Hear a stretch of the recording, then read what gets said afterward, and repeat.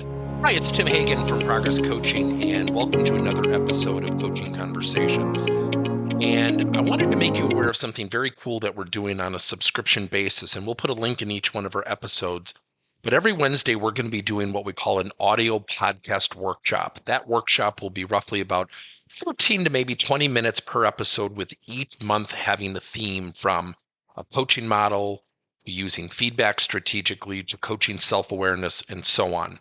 So if you could look in the body or in the content description of each episode, and you will see a link where you can join this subscription. These are literally 4 workshops every month, teaching specific strategies to address a particular area of workplace coaching, as it relates, again, to things like awareness, motivation, teamwork, and what have you.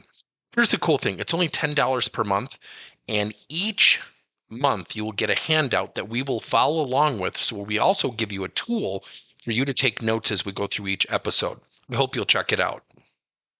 When developing self-awareness, the key component that leaders must adopt are questioning skills. So often we will have people talk about employees and say, he or she is lacking self-awareness. They're just not self-aware. And when we prompt them and we ask them, well, what are you doing to drive that self-awareness? And the typical response is, I've talked to them numerous times. I've told them repeatedly. So think about this just for a second. Think about how rhetorical we are in our casual, social, everyday language. We tend to do what? Did you have a good weekend? Yep. How are things going in your job? Pretty good. We invite short, non-self-aware answers. So the other day, a leader at one of our client sites was complaining about an employee who was lacking self-awareness. And we asked the question. We said, well, what is causing that self-awareness challenge? And she said, I don't know. And I said, well, let's sit down with the employee and let's loosely have a conversation. Now, the dynamic of 2 people with 1 person is not ideal, yet it did reveal some inadequacies on the part of the leader. She said, well, do you feel like your job's going really well? The employee goes, well, yeah. And she said, do you really think, hear this again, do you really think that you're getting along with your teammates? And you could notice by the question and the wording, the employee immediately had a physical reaction. He said, well, yeah, why do you ask?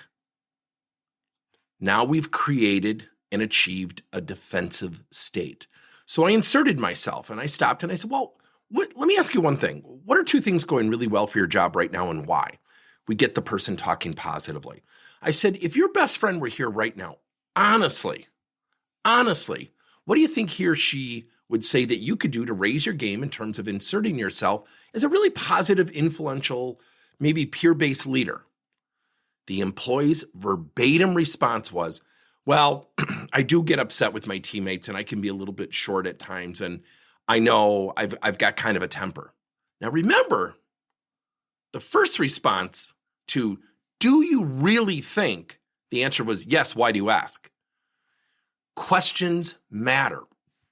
We have to ask questions.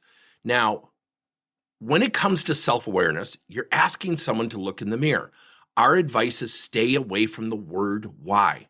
So why did you react that way versus what were your thoughts when that incident occurred? What was going through your mind positively and what was going through your mind maybe arduously? Notice my tone. You want to have a friendly conversation. Why? Even though someone lacking self-awareness can cause us hardship, ultimately, we have to lead with a positive emotional state. So they're positive. If we sound negative, they're going to be negative. I go back to this leader's question. Do you really think you get along with your teammates? Do you really think? That's not a question. That's an inquisition, or at the start of one at least. And so when you change the questions, it matters. So afterwards, the leader said, how did you do that? And I said, did you hear your question? She said, what do you mean? I said, did you hear what you exactly said? Because I wrote it down. And I said, I'm going to read it back to you slowly, but I want you to get in his shoes. She said, okay. I said, do you really think you get along with your teammates? And she looked at me and she said, oh, wow, I didn't know I worded it that way. And I said, and there was a tone behind it, at least the perception of one. So we started talking further and we had a great conversation. I said, Write your questions out. Write your questions out and start your first 3 or 4 questions with the word what. That will be your game changer.